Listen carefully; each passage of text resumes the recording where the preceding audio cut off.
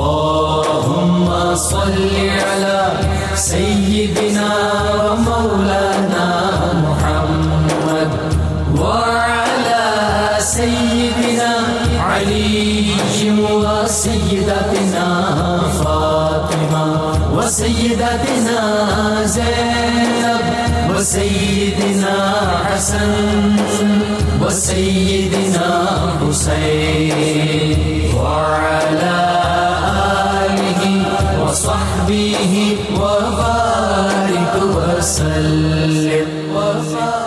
فاطمة وسيدتنا زينب وسيدنا حسن وسيدنا الحمد لله رب العالمين والصلاة والسلام على سيد الأنبياء والمرسلين. اللهم صل على سيدنا ومولانا محمد وعلى آله وصحابہ وبارک وسلم وصلی علیہ. دنیا کے تمام دیکھنے والوں کو، تمام چاہنے والوں کو، تمام پیار کرنے والوں کو اور جہاں جہاں تک اس وقت میری آواز کو سنا اور مجھے دیکھا جا رہا ہے، جنید اقبال کی جانب سے انتہائی محبت کے ساتھ السلام علیکم. ایک بار پھر ناظرین آپ کو واقعتاً پر نور صبح میں صبح نور کے ساتھ میں دل کی گہرائیوں سے خوش آمدید کہتا ہوں. آئیے بلا توقف چلتے ہیں حضرت ابو انیس محمد برکت علی علیہ رحمہ کی تعلیف اسماء النبی کریم صلی اللہ علیہ وآلہ وسلم سے رسول اللہ صلی اللہ علیہ وآلہ وسلم کا ایک اسم مبارک پڑھنے اور سننے کی سعادت حاصل کرتے ہیں. سیدنا صاحب المعراج صلی اللہ علیہ وآلہ وسلم، ہمارے سردار معراج پر تشریف لے جانے والے، درود و سلام بھیجے اللہ آپ صلی اللہ علیہ وآلہ وسلم پر، آپ صلی اللہ علیہ وآلہ وسلم کے آل پاک پر اور صحابہ کرام رضوان اللہ تعالیٰ علیہم اجمعین پر. حضرت سیدنا عبداللہ ابن عباس اللہ تعالیٰ عنہ فرماتے ہیں کہ اللہ تعالیٰ نے سیدنا ابراہیم علیہ السلام کو اپنا خلیل، سیدنا موسیٰ علیہ السلام کو اپنے ساتھ کلام کرنے والا اور سید المرسلین محبوب رب العالمین کو اپنا دیدار خاص کا اعزاز بخشنے کے لیے اپنے پاس عرش پر بلایا. ناظرین کرام، آج فرش والوں کو بھی اور عرش والوں کو بھی میری جانب سے، 92 نیوز کی جانب سے، میرے تمام اسکالرز کی جانب سے معراج النبی صلی اللہ علیہ وآلہ وسلم کی دل کی گہرائیوں سے مبارکباد. عرش سے نور چلا اور حرم تک پہنچا، سلسلہ میرے گناہوں کا کرم تک پہنچا. تیری معراج کہ تو جانے کہاں تک پہنچا، میری معراج کہ میں تیرے قدم تک پہنچا. ناظرین کرام، فضا درود و سلام کی صداؤں سے گونج رہی ہے، کائنات کا ذرہ ذرہ روشن ہے. ثم دنا فنا فتدلی فکان قاب قوسین او ادنا کی منازل طے ہونے والی ہیں. کس قدر حسین لمحہ ہوگا کہ جب جبرائیل امین نے فخر کائنات حضرت محمد مصطفیٰ صلی اللہ علیہ وآلہ وسلم کے قدمین شریفین کو بوسہ دیا ہوگا. کیا منظر ہوگا ناظرین کہ جب نور کو نور کی ایک چادر زیب تن کرائی گئی ہوگی. کیا عقیدت ہوگی جب زمرد کی نالین مبارک قدمین شریفین میں پہنائی گئی ہوگی اور یاقوت کا کمر بند باندھا گیا ہوگا. کیا VVIP پروٹوکول ہوگا کہ جب حضرت جبرائیل علیہ السلام نے براق کی رکاب تھامی ہوگی، حضرت میکائیل علیہ السلام نے لگام پکڑی ہوگی، حضرت اسرافیل علیہ السلام نے زین کو سنبھالا ہوگا اور دائیں اور بائیں 80 ہزار فرشتوں کا اسکواڈ ہوگا. وہ تیاری ناظرین جو آج تک کسی نبی کے لیے نہیں کرائی گئی، وہ لباس جو آج تک کسی نبی کے لیے نہیں بھیجا گیا، وہ فرشتے جو آج تک کسی نبی کے لیے نہیں اتارے گئے، وہ براق کی سواری جو آج تک کسی نبی کو نہیں عطا کی گئی، وہ پروٹوکول جو آج تک کسی نبی کو نہیں دیا گیا، وہ انتظام و اہتمام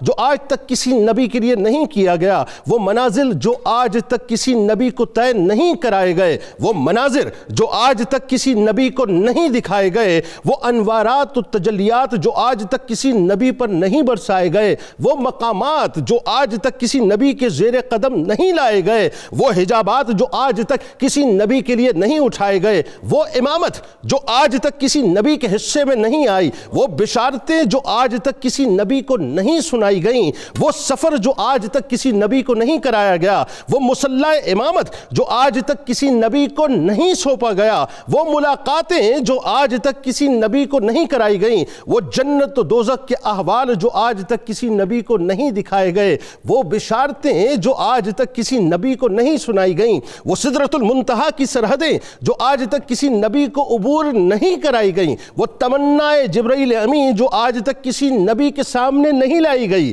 وہ حجابات در حجابات کی منزلیں جو آج تک کسی نبی پر آشکار نہیں کی گئیں، وہ او ادنا کی رفعتیں جو آج تک کسی نبی کو عطا نہیں کی گئیں، وہ ایک بار بلائے جانے اور بار بار بارگاہ الہی میں جانے کے مرتبے جو آج تک کسی نبی کو نہیں دیے گئے، وہ انعامات کی بارش جو آج تک کسی نبی پر نہیں برسائی گئی، وہ تحائف جو آج تک کسی نبی کی امت کو نہیں دیے گئے، کائنات نے آج اس سے پہلے اور آج سے زیادہ عظیم ترین اور شاندار استقبال نہ کسی کا دیکھا نہ کسی کی دیکھے گی کہ انا خاتم النبیین کی سند لے کر محبوب رب العالمین کا تاج سجائے، وما ارسلناک الا رحمت للعالمین کی قبا پہنے، یاسین و طٰہٰ کا تاج سجائے، کائنات کے دولہا کائنات کے پالنہار سے ملاقات کو چلے ہیں کہ آج محب اپنے محبوب سے خود ملاقات کا مشتاق ہے۔ برسوں کا سفر لمحوں میں طے ہوا، یہ گھڑیاں کس قدر دل نواز ہے ناظرین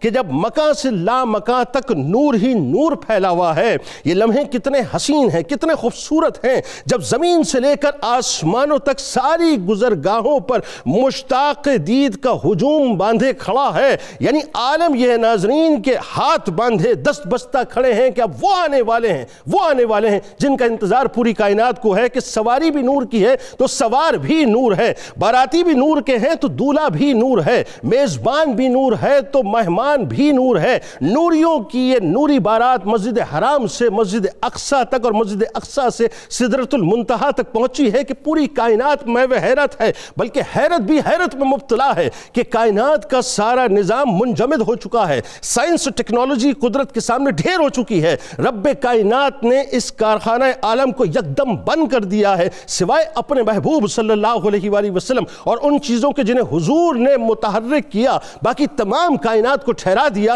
چاند اپنی جگہ ٹھہر چکا ہے، سورج اپنی جگہ رک چکا ہے، حرارت اور ٹھنڈک اپنی جگہ ٹھہر چکی ہے، حضور نبی کریم صلی اللہ علیہ وآلہ وسلم کے بستر مبارک کی حرارت اپنی جگہ قائم رہی، حجرہ مبارک کی زنجیر ہلتے ہوئے جس جگہ پہنچی تھی وہیں رک گئی، یعنی جو سویا تھا سوتا رہ گیا، جو بیٹھا تھا بیٹھا رہ گیا، غرض کی یہ زمانے کی حرکت بند ہو گئی۔ وہ خدا کے نور کو دیکھ کر بھی زمین والوں میں آ گئے، سر عرش جانا کمال تھا کہ وہاں سے آنا کمال ہے۔ ناظرین کرام، بس عقل محو حیرت ہے کہ کیا سے کیا ہو گیا، لیکن عشق کہتا ہے کہ یقیناً میرے سرکار نے اپنے جسم اطہر کے ساتھ اپنے رب کا دیدار کیا اور واپس تشریف لے آیا۔ اللہم صلی علی سیدنا و مولانا محمد وعلی سیدنا علی و سیدتنا فاطمہ و سیدتنا زینب و سیدنا حسن و سیدنا حسین وعلى آله وصحبه وبارك وسلم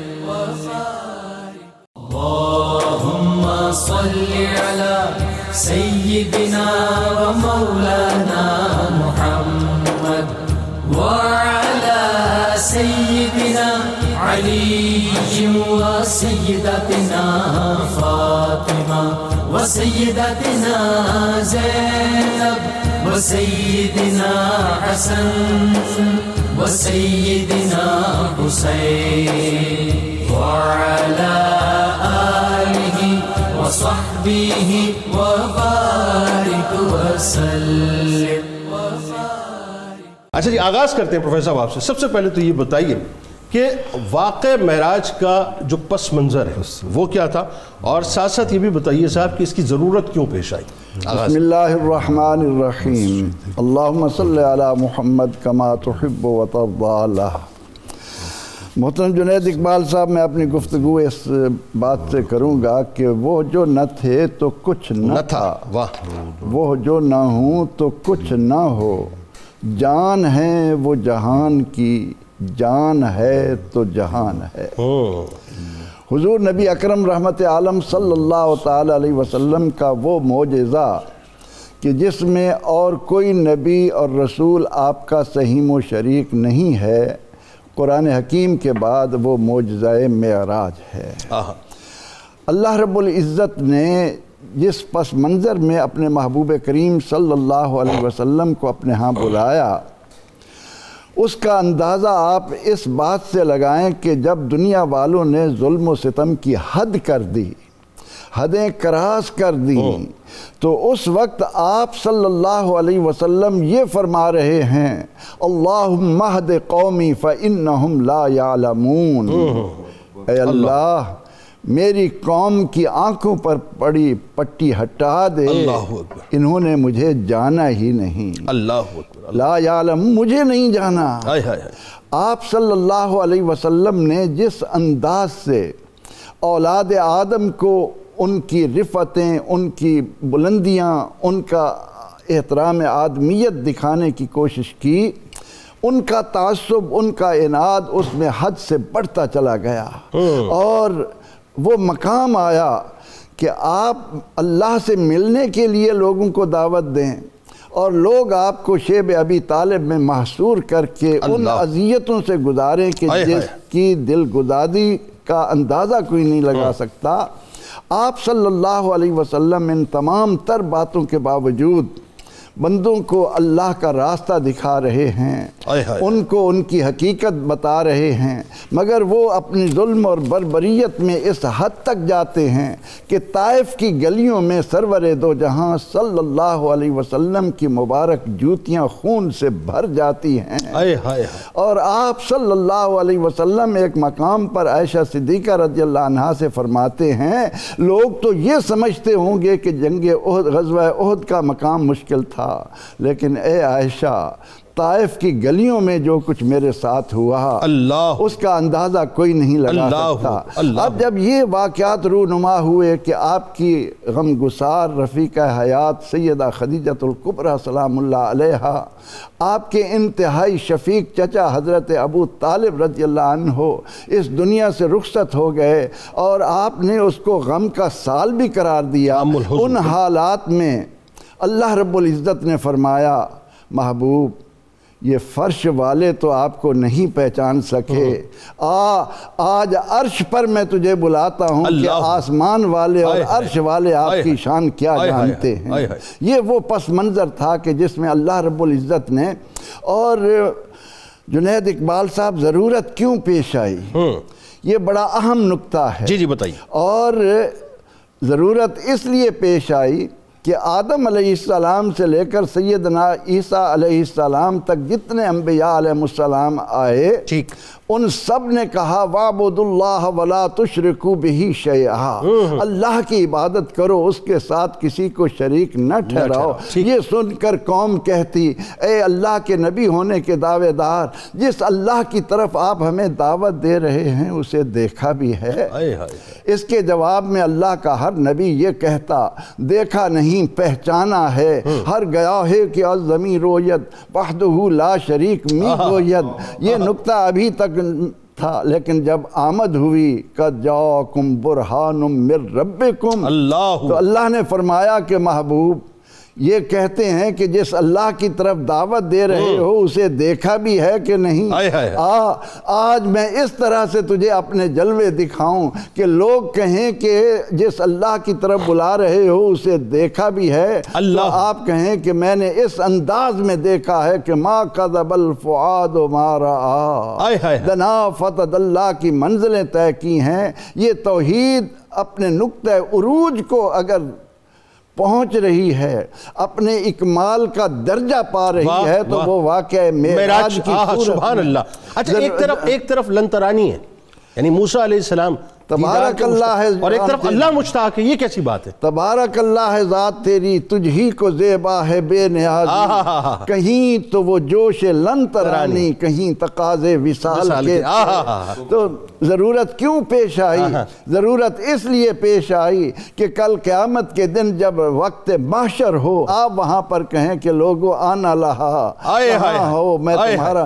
یہ تمام تر باتیں اس واقعہ معراج نے نبی اکرم رحمت عالم صلی اللہ علیہ وسلم کے لیے اس انداز سے کھول دیں کہ قیامت تک آنے والا مسلمان اس پر فخر کرتا رہے۔ بالکل ٹھیک۔ علامہ صاحب وہی لامکاں کے مکیں ہوئے، سر عرش تخت نشین ہوئے، وہ نبی ہے جس کے ہیں یہ مکان، وہ خدا ہے جس کا مکان نہیں، سر عرش پہ ہے تیری گزر، دل فش پہ ہے تیری نظر، ملکوت و ملک میں کوئی شے نہیں وہ جو تجھ پہ آیا نہیں۔ اب ذرا یہ بتائیے صاحب، اب آغاز کرتے ہیں، اور ناظرین ہمارے ساتھ آپ نے رہنا، اب آپ کو ایک روحانی سفر انشاءاللہ کروائیں گے۔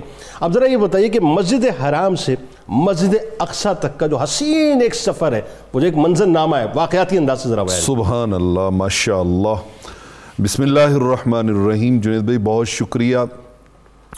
وہ کسی نے کہا تھا باغ عالم میں باد بہاری چلی، باغ عالم میں باد بہاری چلی، سرور انبیاء کی سواری چلی، یہ سواری سوئے ذات باری چلی، اللہ یہ سواری سوئے ذات باری چلی، اور ابر رحمت اٹھا آج کی رات، اللہ عطر رحمت فرشتے چھڑکتے چلے، جس کی خوشبو سے رستے مہکتے چلے، چاند تارے جلو میں چمکتے چلے، کہکشاں زیر پا آج کی رات، اور جذب حسن طلب ہر قدم ساتھ ہے، دائیں بائیں فرشتوں کی بارات ہے، سر پہ نورانی سہرے کی کیا بات ہے، شاہ دولہ بنا آج کی رات ہے۔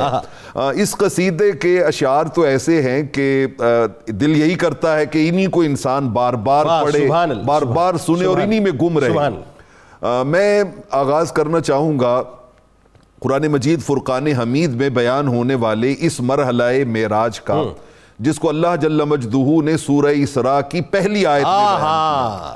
اچھا آپ دیکھیے، آپ کسی کا بھی سفر نامہ پڑھ لیں، اس سفر نامے کی جو وسعتیں ہوتی ہیں وہ کم از کم 100 پیجز سے کم نہیں ملے گا آپ کو۔ ٹھیک ہے، مطلب کوئی عام سا آدمی بھی میرے جیسا بھی اپنا سفر نامہ لکھے تو اس میں سفر کہاں سے شروع ہوا، کیسے شروع ہوا، رستہ کیسے تھا، کس مقصد کے لیے تھا، بے شمار جہتیں ہوتی ہیں۔ درست۔ لیکن آپ دیکھیے قرآن مجید کا اعجاز کہ اس سفر نامے میں اللہ رب العالمین نے جو ایک معجزے کا پہلو رکھا ہے کہ اس میں صدیوں کو ایک لمحے میں سمو دیا ہے، وہ جو ٹائم اینڈ سپیس کا کانسیپٹ ہے، اس کو قرآن مجید نے بیان کرتے ہوئے بھی کیا معجزاتی رنگ اختیار کیا ہے۔ جسٹ 28 ورڈز ہیں سورہ اسراء کی پہلی آیت کے، 28 ورڈز۔ سبحان الذی اسرا بعبدہ لیلا من المسجد الحرام الى المسجد الاقصى الذی بارکنا حولہ لنریہ من آیاتنا انہ هو السمیع البصیر۔ اور اس میں عظمتیں کیا ہیں کہ سرکار جب عرش بری پہ گئے، معراج کا عالم کیا ہوگا، اس رات خدیجہ کبریٰ کے سرتاج کا عالم کیا ہوگا، سبحان اللہ، پاپوش جو پہنی دنیا میں نالین مقدس کہلائی، جو حشر کے دن وہ پہنیں گے اس تاج کا عالم کیا ہوگا، سبحان اللہ۔ مطلب اتنی وسعتیں رب ذوالجلال نے 28 الفاظ میں سمپل 28 ورڈز میں اس کو بیان کر دیا، جس میں لے کے کون گیا، سبحان، گیا کون، بندہ خاص۔ سفر کہاں سے شروع ہوا، مسجد حرام سے، پہلی منزل کہاں پہ آئی، مسجد اقصی تک۔ مقصد کیا تھا، لِنُرِيَهُ مِنْ آیَاتِنَا، تاکہ اللہ اپنی قدرتوں کی نشانیوں کا دیدار اور جلوہ کرائے اپنے محبوب علیہ السلام کو۔ مجھے یہاں سے چند ایک چیزیں جو ہیں وہ ٹچ کرتے ہوئے آگے تک گزرنا ہے۔ سیدنا جبریل امین علیہ السلام جب براق لے کے حاضر خدمت ہوئے ہیں اور آ کے انہوں نے رحمت کونین صلی اللہ علیہ وآلہ وسلم کے قدمین کو بوسے دیے ہیں اپنے کافوری ہونٹوں سے، اور اس کی ٹھنڈک سے آقا علیہ السلام بیدار ہوئے ہیں، اور پھر حضور جب اس براق پہ جلوہ فراز ہونے لگے ہیں تو براق نے آگے سے تھوڑی سی شوخی کا اظہار کیا، ناز کیا، یہ زیادہ بہتر لفظ ہے، اس نے ناز کیا ہے، اور اللہ کے حضور میں جیسے آدمی شکر ادا کرتا ہے کہ کہاں میں اور کہاں رحمت کونین صلی اللہ علیہ وسلم، تو سیدنا جبریل امین نے اس کو جھڑکا ہے، اور وہ لفظ یہ ہے کہ سیدنا جبریل امین کہتے ہیں یا برقع لا تنفری من محمد صلی اللہ علیہ وسلم فواللہ ما راکبک ملک مقرب ولا نبی مرسل افضل من محمد۔ فرمایا یہ جو ہستی تم پہ سوار ہونے والی ہے کائنات قدس میں اور کائنات مالا اعلیٰ اور مالا سفلا میں کوئی ہستی بھی ان سے افضل نہیں ہے۔ اللہ اکبر۔ اچھا براق دیکھیے آگے کنورسیشن کیا کرتا ہے، امام قرطبی لائے اسے، ویسے یہ حدیث سنن ترمذی میں بھی ہے لیکن ڈیٹیل میں تفسیر قرطبی میں ہے. جب سیدنا جبریل امین نے براق کو جھڑکا ہے نا تو وہ آگے سے کہتا ہے قد علمت، میں جانتا ہوں انہو کذالک، کہ ان کی شان یہی ہے کہ ان جیسا کائنات میں اور کوئی نہیں. سبحان اللہ سبحان اللہ. لیکن میں یہ اس لیے کر رہا ہوں کہ میں یہ ایک درخواست پیش کر رہا ہوں، چونکہ مجھے یہ بھی علم ہے کہ انہو صاحب الشفاعہ، قیامت والے دن شفاعت کا تاج ان کے سر پہ سجنا ہے. اور اس کی آگے لفظ سنیے، انی احب ان اکون فی شفاعتہ، میں یہ اس لیے درخواست کر رہا ہوں کہ یا رسول اللہ صلی اللہ علیہ وسلم بروز قیامت جب شفاعت کا آپ فضل و کرم بانٹ رہے ہوں تو مجھے بھی اس فضل کی خیرات نصیب ہو. اچھا آقا علیہ الصلوۃ والسلام نے سنا تو سن کے فرمایا انت فی شفاعتی، فرمایا گھبراؤ نہیں، میری شفاعت کی بھیک تمہیں ملے گی. یہاں سے چلتے چلتے راستے سے گزرتے ہوئے اب میں بہت سی چیزیں سکپ کر کے مسجد اقصی تک جانا چاہتا ہوں. وہاں پہ بیچ میں دو نوافل بھی ہیں، موسیٰ علیہ السلام کو جو ہے نوافل ادا کرتے ہوئے راستے میں مطلب 3 جگہ پہ ٹھہراؤ ہے. حضرت موسیٰ علیہ کوہ طور کے مقام پہ، پھر مدینہ طیبہ میں، پھر آگے حضرت عیسیٰ علیہ السلام کے. لیکن جب وہاں پہ پہنچے ہیں تو وہاں پر 1.25 لاکھ انبیاء مسجد کے اندر ہے اور 3 نبیوں کو خاص طور پہ رب ذوالجلال نے باہر بھیجا ہے کہ جا کے میرے محبوب علیہ الصلوۃ والسلام کو 3 سلام کر کے ان کو ریسیو کرو. جیسے کوئی مہمان آتا ہے تو میزبان پروٹوکول دینے کے لیے باہر جاتا ہے، باہر جا کے ریسیو کرتا ہے. باہر جا کے ریسیو کر کے کون ہے؟ حضرت ابراہیم علیہ السلام، حضرت موسیٰ علیہ السلام اور حضرت عیسیٰ علیہ السلام. خلیل اللہ بھی کھڑے ہیں، کلیم اللہ بھی کھڑے ہیں، روح اللہ بھی کھڑے ہیں. اور 3 سلام کون سے کر رہے ہیں؟ تینوں کہتے ہیں السلام علیکہ یا اول، السلام علیکہ یا آخر، السلام علیکہ یا حاشر. سبحان اللہ. آقا جی اول بھی آپ ہیں، اب آخر بھی آپ ہیں، اور میدان محشر کی ساری عظمتیں بھی رب نے آپ کے لیے رکھی. سبحان اللہ. اور پھر مسجد اقصی کے اندر جا کے سارے مقتدی بن کے پیچھے کھڑے ہوئے، کم و بیش 1,24,000 پیغمبر، 1,24,000 پیغمبر. اور آقا نے فرمایا فَجُمِعَ لِيَ الْأَنْبِيَاءُ، سارے نبیوں کو جمع کسی اور مقصد کے لیے نہیں کیا گیا تھا، میری عزت کے لیے کیا گیا. کیا بات. حَتَّى أَمَمْتُهُمْ، اور پھر میں مصلی امامت پہ کھڑا ہوں اور میں ان شعروں پہ بات سمیٹتا ہوں کہ رتبے نبیوں کے بے شک بڑے ہیں، بے شک عظمتوں کے نگینے جڑے ہیں، بے شک اور مقتدی بن کے پیچھے کھڑے ہیں وہ جو پہلے سے آئے ہوئے. کیا کہنا. اتنی خوبصورت اتنی حسین رچاؤ کے ساتھ گفتگو بزرگوں نے فرمائی. اب ذرا اسی سلسلے کو تھوڑا سا اور آگے بڑھائیں. ظاہر ہے یہ اتنا طویل سفر ہے، اور وہی بات ہے کہ بالکل صحیح بڑا اپروپریٹ ورڈ آپ نے یوز کیا کہ بہت سے واقعات کو میں اسکپ کر کے آگے بڑھ رہا ہوں. ہمیں بہت سی چیزوں کو ظاہر اسکپ بھی کرنا پڑے گا، لیکن یہ کہ لطف ہی ایسا ہے اس کا. اب مسجد اقصی سے جو سدرۃ المنتہا تک کا سفر ہے وہ ایک ایسا خوبصورت سا منظرنامہ ہے. ہر آسمان پہ جانا، پہلے آسمان سے لے کے 7واں آسمان تک، ہر نبی سے ملاقات کا ہونا، پھر جنت و دوزخ کے جو مناظر ہیں ذرا وہ بتائیے. جنید بھائی بسم اللہ الرحمن الرحیم والصلاة والسلام علی سید الانبیاء والمرسلین. مسجد اقصی سے امام الانبیاء صلی اللہ علیہ وآلہ وسلم آپ آسمانوں کی طرف، آسمانوں کی وسعتوں کو چیرتے ہوئے سدرہ کی طرف بڑھے. آسمانوں کی طرف جب آپ بڑھے تو پہلے آسمان پر جبریل امین نے دستک دی تو جو بواب ہیں انہوں نے سوال کیا فرشتے نے من ھذا، کون ہے؟ تو جواب دیا کہ میں جبریل ہوں. پھر پوچھا من معک، آپ کے ساتھ کون ہے؟ تو وہ محمد صلی اللہ علیہ وسلم. پھر سوال ہوا کہ یہ خود آئے ہیں یا بلایا گیا ہے؟ پھر جبریل امین نے کہا کہ ان کو بلایا گیا ہے. تو فرشتوں نے جواباً کہا کہ ان کا آنا مبارک ہو، کتنے خوبصورت مہمان آج تشریف لائے ہیں. اب یہاں ذہن میں ایک سوال آتا ہے کہ فرشتوں کا سوال اس بات کی طرف اشارہ کرتا ہے کہ شاید فرشتوں کو یہ بات علم میں نہیں تھی کہ نبی رحمت صلی اللہ علیہ وسلم سفر معراج پر تشریف لا رہے ہیں، اور اس وہم کا ازالہ محدثین نے کیا. آپ فرماتے ہیں یہ بات نہیں کہ فرشتوں کو خبر نہیں تھی کہ نبی اکرم صلی اللہ علیہ وسلم سفر معراج پر تشریف لا رہے ہیں. بخاری شریف کے الفاظ ہیں کہ اللہ تعالیٰ نے خود فرشتوں کو یہ اطلاع دی کہ میرے حبیب جو ہیں وہ سفر معراج پر تشریف لا رہے ہیں. تو سوال کا مقصد کیا تھا؟ سوال کا مقصد یہ تھا کہ یہ آسمان کے وہ دروازے نہیں تھے جن سے روزانہ جبریل کا آنا جانا تھا.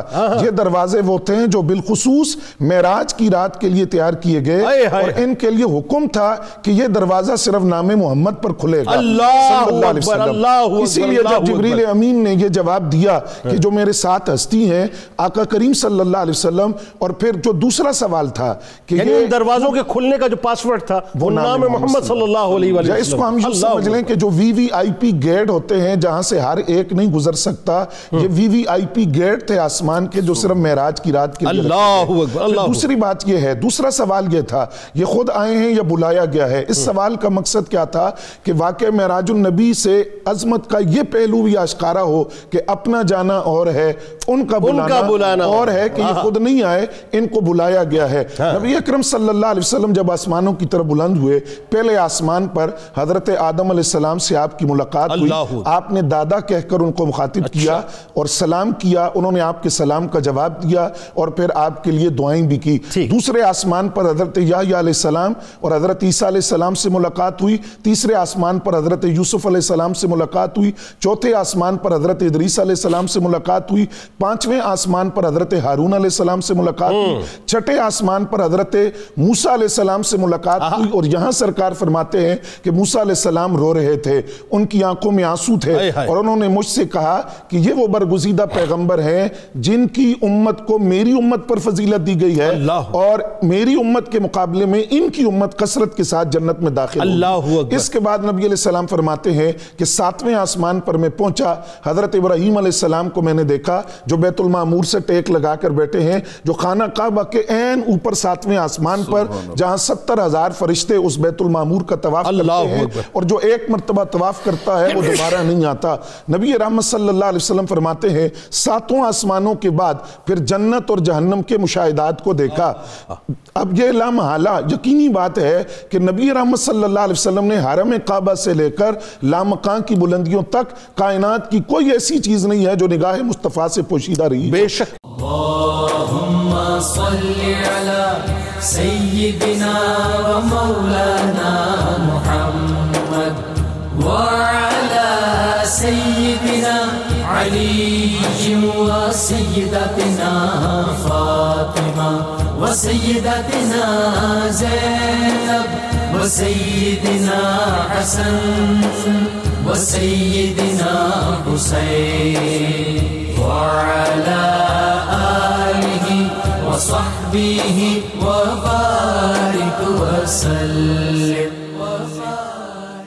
اللهم صل على سيدنا ومولانا محمد وعلى سيدنا علي وسيدتنا فاطمة وسيدتنا زينب وسيدنا حسن وسيدنا حسين وعلى آله وصحبه وبارك وسلم.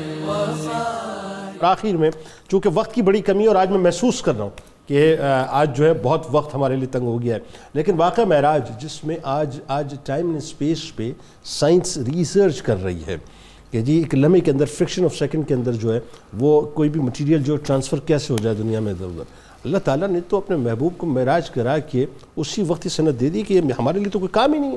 تو ذرا بتائیے کہ البرٹ آئنسٹائن نے جب ظاہر ہے 1905 میں وہ تھیوری آف ریلیٹیوٹی جو ہے پیش کی تھی، اس کے اندر یہ عقدہ تو حل ہو گیا لیکن سائنس آ کے ایک جگہ رک گئی تھی. میں چاہتا ہوں ذرا اس کی ڈیٹیلنگ آپ کیجیے. جنید بھائی، پہلی بات تو ہمیں یہ یاد رکھنی چاہیے کہ سائنس جتنی بھی ترقی کر لے، ترقی کرتے کرتے وہ جس بھی کمال پر پہنچے گی، قرآن مجید فرقان حمید کی ان سائنسی حقائق کی توثیق اور تصدیق پہلے سے وہاں موجود ہوگی. سائنس کسی بھی کمال پر پہنچے، قرآن پہلے سے وہاں موجود ہوگا. نبی اکرم صلی اللہ علیہ وسلم کا جو معجزہ معراج ہے، اس کے حوالے سے یہ بات آئنسٹائن نے جو 1905 میں نظریہ اضافیت محسوسہ کا نظریہ پیش کیا، جس کے مطابق کسی مادی جسم کے لیے روشنی کی رفتار جتنی رفتار حاصل کرنا ناممکن ہے، کیونکہ اس سے ہوگا یہ کہ اس کے جسم کی کمیت لامحدود حد تک پھیل جائے گی، جسم کا حجم سکڑ جائے گا، جہاں تک کہ وہ فنا ہو جائے گا. تھا، لیکن اس کے برعکس جب ہم واقع معراج النبی صلی اللہ علیہ وسلم کہتا ہے کہ 1,86,000 میل کی رفتار پر سیکنڈ کے حساب سے روشنی ٹریول کرتی ہے، اس کے اگر 90% پہ اگر وہ اچیو کرتا ہے تب یہ کمیت کا جو آپ معاملہ بتا رہے ہیں وہ ہوگا، 100% پہ تو ضائع ہو جائے گا. جبکہ نبی علیہ السلام روشنی کی رفتار سے زیادہ کے ساتھ اس سفر پر روانہ ہوئے، وہ رفتار روشنی کی رفتار سے بھی زیادہ تھی. نہ جسم کے حجم کو کچھ ہوا، نہ جسم کی کمیت لامحدود حد تک پھیلی. آپ نے نمازیں بھی پڑھی، جنت جہنم کے مشاہدات بھی دیکھے، سدرہ پر بھی تشریف لے گئے اور دنا فتدلہ کی منازل کو بھی طے کیا، واپس بھی تشریف لائے. وقت کی کیفیت یہ تھی کہ بستر اسی طرح گرم تھا، کنڈی اسی طرح ہل رہی تھی، درخت کی ٹہنی حرکت میں تھی، وضو کا پانی اسی طرح جاری تھا. یہ ساری منازل آپ طے کر کے آئے. اب آئنسٹائن کا جو نظریہ ہے اگرچہ وہ اس حقیقت کا انکار کر رہا ہے، لیکن آج کی جدید سائنس کہتی ہے کہ یہ سب کچھ ممکن ہے، یہ سب کچھ ممکن ہے، فاصلے سمٹ سکتے ہیں، وقت سمٹ سکتا ہے. اور آج کی سائنس کہتی ہے کہ یہ حقیقت ہے اور فطرت کے قوانین کے مطابق ہے کہ کروڑوں سال کا فاصلہ ایک قدم کی جنبش میں سمٹ سکتا ہے، اور کروڑوں سال کا فاصلہ اور کروڑوں سال کا وقت جو ہے وہ چند لمحوں میں سمٹ سکتا ہے. آج کی سائنس نے اس بات کو مانا، لیکن آج وہ لوگ جو معجزہ معراج النبی صلی اللہ علیہ وسلم کو سائنس کے ترازو پر تولتے ہیں، ان کے لیے پیغام یہ ہے کہ اگر وہ مادی اسباب کی بنیاد پر اس بات کو مانتے ہیں کہ ایک مادی جسم خلا کو چیر سکتا ہے، چاند پر قدم رکھ سکتا ہے، نظام شمسی کی آخری حدوں کو چھو سکتا ہے، وہ موبائل کو بھی مانتے ہیں، سیٹلائٹ کے نظام کو مانتے ہیں، وہ مائکرو ویو ڈکٹیٹر کو مانتے ہیں، سائنسی ایجادات کو مانتے ہیں، تو وہ اس بات پر یقین کیوں نہیں رکھتے کہ قدرت خداوندی کی عطا کردہ روحانی قوت سے آسمان کی وسعتوں کو چیرا جا سکتا ہے، آسمانی سفر کیا جا سکتا ہے، سدرۃ المنتہا تک پہنچا جا سکتا ہے. آج سائنس اس نتیجے پر پہنچی ہے کہ ایسا انسان جس کو کوئی ایسا مرض ہو جو لا علاج ہے، اس کو مصنوعی موت طاری کر کے برسوں اس کو سرد خانے میں رکھا جائے، پھر زندگی کی لہر دوڑا کر اس کو دوبارہ اس کیفیت میں لا کر اس کا علاج کیا جائے. یہ سائنس آج مان رہی ہے. سائنس آج مان رہی ہے. صدیوں سے پہلے قرآن نے یہ طے زمانی اور طے مکانی کا تصور دیا. وہ تصور یہ تھا کہ 900 میل کے فاصلے سے سلیمان علیہ السلام کا ایک امتی آصف بن برخیہ اس تخت کو پلک جھپکنے سے پہلے حضرت سلیمان علیہ السلام کے سامنے حاضر کرتے ہیں. اگر اس امتی کو یہ طاقت ہے تو اللہ کے حبیب کو یہ طاقت کیوں حاصل نہیں؟ اچھا، یہ کمال بات یہ جو آپ بتا رہے ہیں، یہ 2250-2500 کلومیٹر کا جو فاصلہ یمن اور بیت المقدس کے درمیان تھا، یہ تو اپنا یہ تو بہت واضح طور پر مطلب آج جو ہے وہ واضح ہو چکی ہے بات. اور اس کے ساتھ ساتھ ایک اور بات جو بتائیے آپ کے، وہ جو اپنا اصحاب کہف تھے ان کا بھی معاملہ ساتھ ساتھ 309 سال، پھر حضرت عزیر علیہ السلام 100 سال، وہ ان پر وہ کیفیت طاری رہی جنہوں نے حق الیقین کے لیے اللہ تعالیٰ سے مطالبہ کیا تھا، طے زمانی کا، مکانی کا، اور پھر وہ کھانا اسی طرح موجود ہے 100 سال بعد. ان ساری کیفیات سے آخری بات جو میں عرض کرنا چاہتا ہوں، سائنس کہیں بھی پہنچ جائے معراج کی بلندیوں پر نہیں پہنچ سکتی. فکان قاب قوسین پر بات ختم ہو جاتی تو ایک اندازہ مل جاتا کہ کتنا قرب تھا. قرآن نے اگے آؤ ادنا کہہ کر یہ بتایا، عبد اور معبود کا فرق باقی تھا، باقی سارے فاصلے خدا نے سمیٹ دیے. اللہم صلی علی سیدنا و مولانا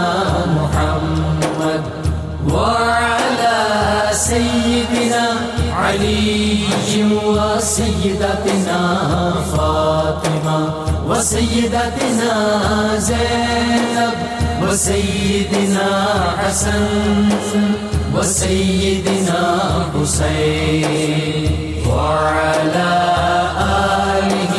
وصحبه وبارك وسلم. اللهم صل على سيدنا ومولانا محمد وعلى سيدنا علي وسيدتنا فاطمة وسيدتنا زينب وسيدنا حسن وسيدنا حسين وعلى آله وصحبه وبارك وسلم. ٹی وی اسکرین پہ آپ ذرا ملاحظہ کیجئے، شب معراج النبی صلی اللہ علیہ وسلم کا خاص وظیفہ آپ کے سامنے پیش کر رہے ہیں کہ جو شخص 27 رجب المرجب کی رات 12 رکعت نماز نفل اس طرح ادا کرے کہ ہر 2 رکعت کے بعد سلام پھیرے، پھر 100 مرتبہ سبحان اللہ والحمدللہ ولا الہ الا اللہ واللہ اکبر، پھر 100 بار استغفر اللہ، اور آخر میں 100 بار درود پاک پڑھے اور اگلے دن کا روزہ رکھے تو وہ جو بھی دعا مانگے گا ضرور قبول ہوگی انشاءاللہ، اور اس کے نامہ اعمال میں 100 سال کی عبادات کا ثواب لکھ دیا جائے گا۔ حضرت علی کرم اللہ وجہ الکریم کا قول مبارک ہے کہ لوگوں کے سامنے دعا کی التماس کرنے سے بہتر ہے کہ انسان خود ایسا بن جائے کہ لوگوں کے دلوں سے خود بخود اس کے لیے دعا نکلے۔ وہ سرور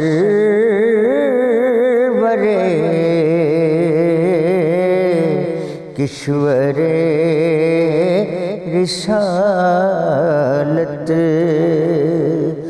جو عرش پر جلوہ گر ہوئے تھے،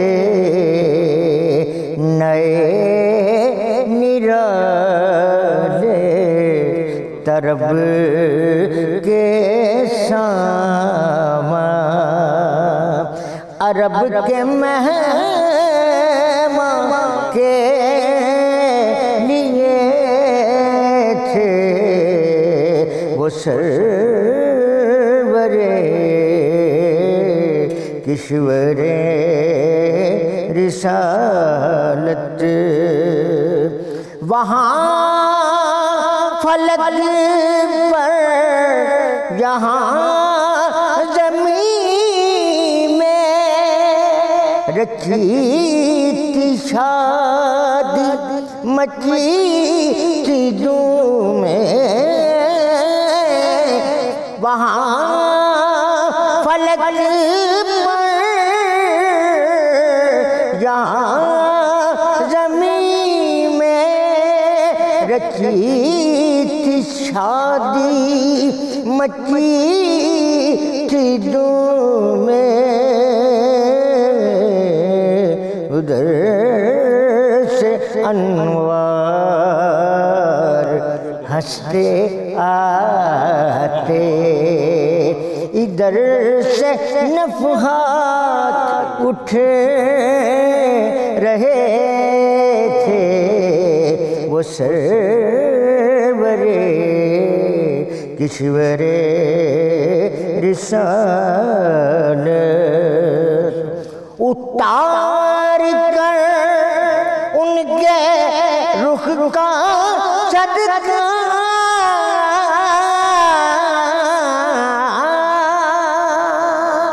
اتار کر ان کے رخ کا صدقہ وہ نور کا بٹ رہا تھا باڑا، اتار کر ان کے رخ کا صدقہ وہ نور کا بٹ رہا تھا باڑا، کہ چاند سورج مچل مچل کر، کہ چاند سورج مچل مچل کر جبی کی خیرات مانگتے تھے وہ سرور کشور رسالت۔ وہی تو اب تک چھلک رہا ہے،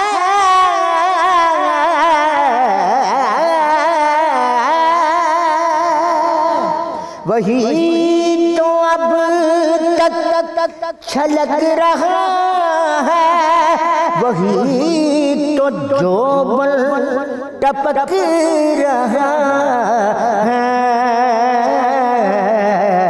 نہانے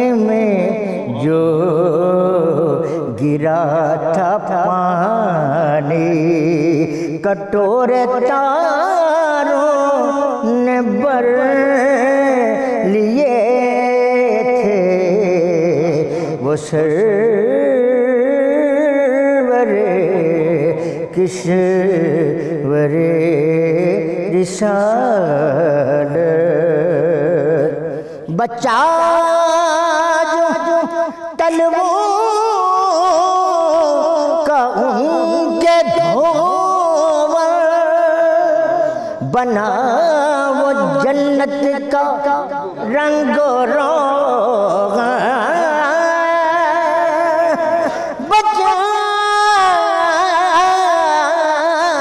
بچہ جو تلووں کا ان کے دھوور بنا وہ جنت کا رنگ و روغن جنہوں نے دلہا کی پائی اترن جنہوں نے دلہا کی پائی اترن وہ پھول گلزار نور کے تھے وہ سرور کشور رسالت وہی ہے اول وہی ہے آخر وہی ہے باطن وہی ہے ظاہر اسی کے جلوے اسی سے ملے اسی کے جلوے اسی سے ملنے اسی سے اس کی طرف گئے تھے اسی کے جلوے اسی سے ملنے اسی سے اس کی طرف گئے تھے وہ سرور کشور رسالت اللہم صلی علی سیدنا و مولانا محمد وعلی سیدنا علی و سیدتنا فاطمہ و سیدتنا زینب و سیدنا حسن و سیدنا حسین وعلی آلہ و صحبہ و بارک وسلم